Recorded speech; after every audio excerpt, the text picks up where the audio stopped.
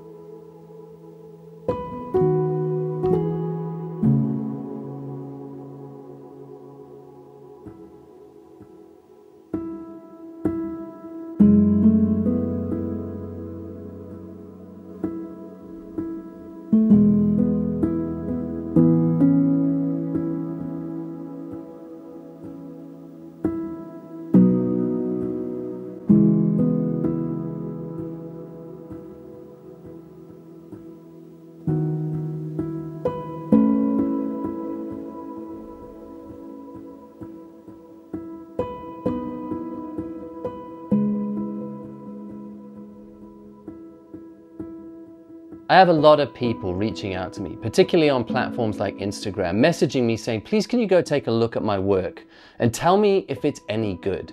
Of course I understand why. I remember when I was starting out in photography and I wasn't sure how I was progressing or if I was actually getting anywhere. I was reaching out to other photographers as well, asking them to tell me, am I any good? Is the work that I'm making getting better as I go along?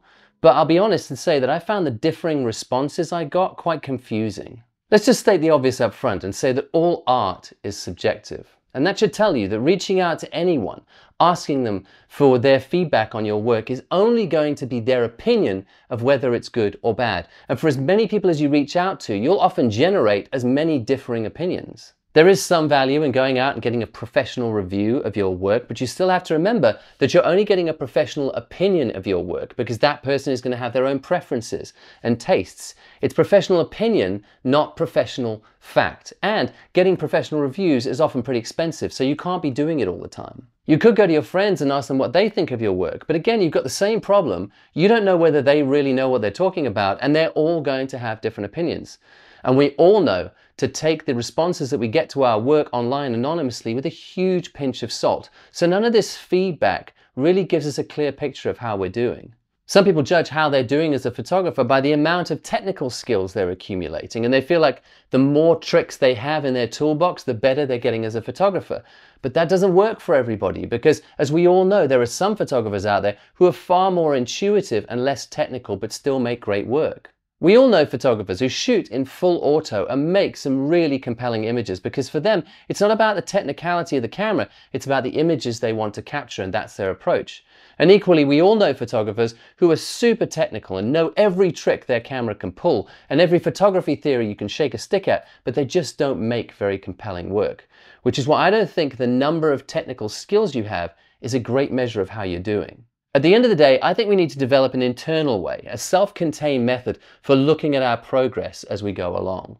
So in this video, I want to give you an alternative way of looking at your work and soberly judging how you're actually doing as you're developing. I want to give you 3 words, which won't give you easy answers, but I think it'll give you a much more realistic measure and a useful marker about how you're doing as you journey with this art form of photography. In fact, anyone who's watching this who engages in any art form, whether it's writing or acting or a musician, I think these 3 words count for all of us. The first word is intention, and the question you can ask yourself is, am I really making the work that I mean to? Because I think the number one sign of a good artist is that they're making the work they intend to.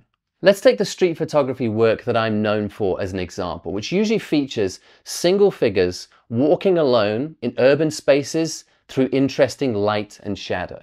I started shooting this sort of work pretty intuitively. I just thought, well, I like the aesthetics of it. But 2 things happened that made me realize what I was actually doing and helped me to make more intentional work with those images. The first is that I embrace the graphical look of those images. I remember when I started out, when I first got those sorts of shots, they were usually accidents because I'd messed up the exposure in my camera and underexposed, so it made very deep shadows and blocky shapes in the images.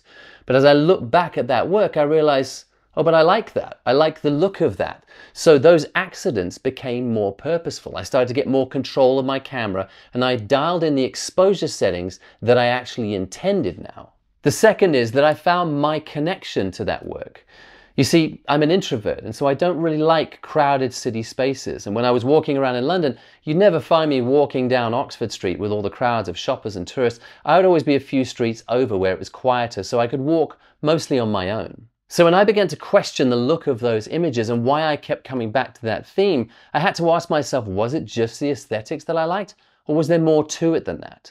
Was I photographing those single figures walking alone in urban spaces in interesting light and shadow because I was photographing my experience of being in a city walking alone on those quieter streets?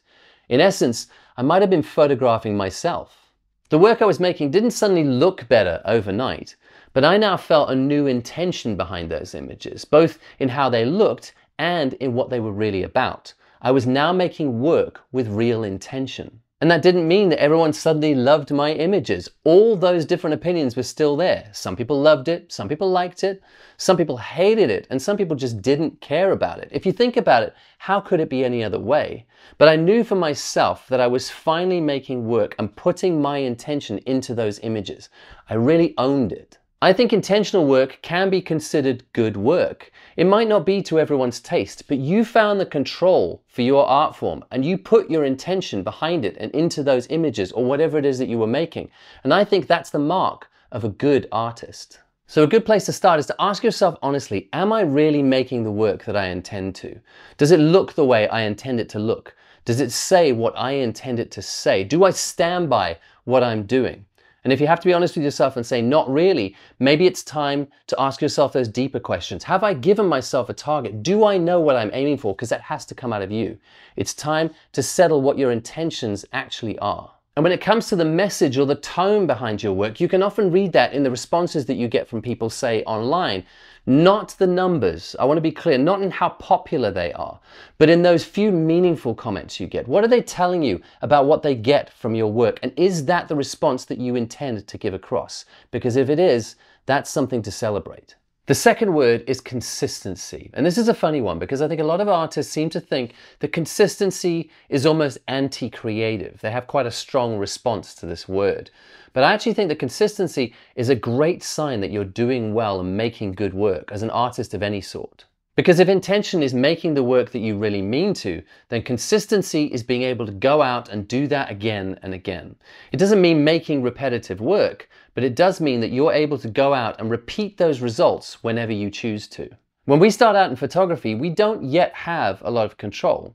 So we occasionally make a really great image, but it's often just down to the circumstances were right, or we got really lucky with the light. When I started making those contrasty images on the street, I only got images I was really happy with on rare occasions because I kept messing up the exposure settings, or my compositions were untidy, or I missed moments because I was fiddling with settings on my camera. But as I owned my intention behind those images and I really stuck at it, I gained more control of this art form and the camera in my hand. So my compositions got better and I worked faster in manual mode so I didn't mess up the exposure so often. And I got more and more consistent results. That meant that I started to come home at the end of sessions with more and more keepers because I was getting more consistent in my output. And to me, that was a sure sign that I was improving because more quality work, more consistently made because I'm getting more control of my art form surely means that my work is getting better and better. And let me just say it here that of course we need creative play and every now and again we need to make a mess because it's how we develop and grow as well, that it gives us ideas as we play and we try out things that are outside our comfort zone. All that is great stuff, but you can't get away from it. That when it's time to make that intentional work, you do need to get enough control of what you're doing to make consistent work so you can put images into a body of work that fit together. I hear too many photographers rail against this idea of consistency, like if they're consistent in their work, then they're not truly creative. But honestly, I find that the people who are saying that are usually people who haven't yet found enough control to build that consistency into their work, and it feels a lot like an excuse. So don't fall into that trap of making that excuse. Ask yourself, can I be consistent when it counts? Can I go out there and make the work that I really intend to make because I built up that sort of control?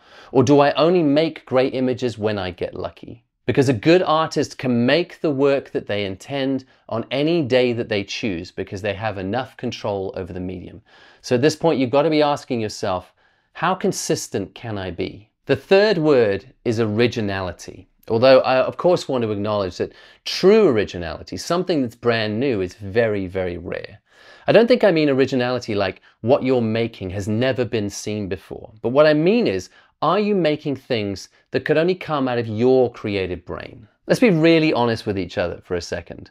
When most of us start out in photography or any art form, we look around and we get really excited about this idea that maybe this could be my livelihood. Maybe I could get fame and fortune from using a camera. And so we start to look around there, online for example, and we look for images that are working, quote unquote. And what we do is we try reverse engineer what we think works, and then we end up just doing a weak copy of the popular. Again, if I go back to those street photography images that I make, I'm not going to for a minute suggest that this is something brand new that I'm doing. I clearly know the photographers that I'm influenced by, like Fan Ho or Ray Metzger or Trent Park. But the point is, as I journey along, have those influences started to get filtered through my own creative brain? And have I started to put my own spin on the work that I'm making? These days when I post images online, I often get comments underneath from people who say, oh, I knew that was your image before I even saw who posted it. And to me, that's a great sign that the work is starting to be recognizably mine, that it's getting my own flavor to it. So when I give you the word originality, I'm not saying that what you're making has to be brand new, never been seen before. But what I am saying is it recognizably yours? Does it have your flavor? It's a hard thing to do, to admit to ourselves that we're doing more imitating than innovating with our art form. And of course, when we start our journey, there's nothing wrong with imitating. As photographers, it's how we learn, trying to copy some of the greats. But if you're starting to ask yourself, is my work any good? And you're reaching out, trying to get people to give you that feedback, it is time for you to start to build your own voice into the things that you're making, to put aside some of that imitation and start to make the work truly yours. So ask yourself, with that intention and that consistency, are you starting to make work that looks like it's yours? Are people starting to comment when you post things and say, oh, I knew that was your image before I even saw who posted it? So don't be too sidetracked by the opinions of others. Just because your work isn't broadly popular doesn't mean it isn't good work. I mean, I have more popular work than a lot of other photographers who I know are far more talented than me. I've said it before and I'll say it again. Popularity does not equal mastery. The bottom line is, no matter how many people like or understand your work, if you could honestly say to yourself that you're making work with intention, the work that you really mean to make, and if you're doing it with control and consistency, and that the work you're making isn't just a copy of what you think is popular out there, but you're really working hard to put your visual voice into what you're producing, then I think it's time to pat yourself on the back, to celebrate, because I think you're making good work. And just before I go, I want to remind you that I still have copies of my Parable magazines available. There are 5 editions out now. Each magazine features writing and photography around a theme. They are available like this as physical magazines printed on beautiful uncoated paper, but they're also available as digital magazines which feature a PDF and an MP3 of me reading the magazine to you. I'll leave a link down in the description so you can go along and check it out. And lastly, thanks again to Squarespace for sponsoring this episode. If you need a website or a domain, they're a fantastic option.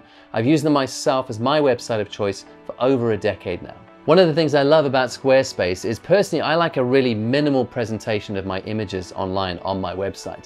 And talking to designer friends of mine, they tell me that minimalism is actually something that's very, very hard to do right. But Squarespace have a whole host of templates put together by professional designers where you can go in and change the font and the colors of the website, but not get too out of hand and make a mess of things. And in the back end, it's very, very easy just to drag in text blocks, video blocks, image blocks, contact pages, and even set yourself up a store. It couldn't be simpler. Start your free trial today at squarespace.com and go to squarespace.com/Sean Tucker to get 10% off your first purchase.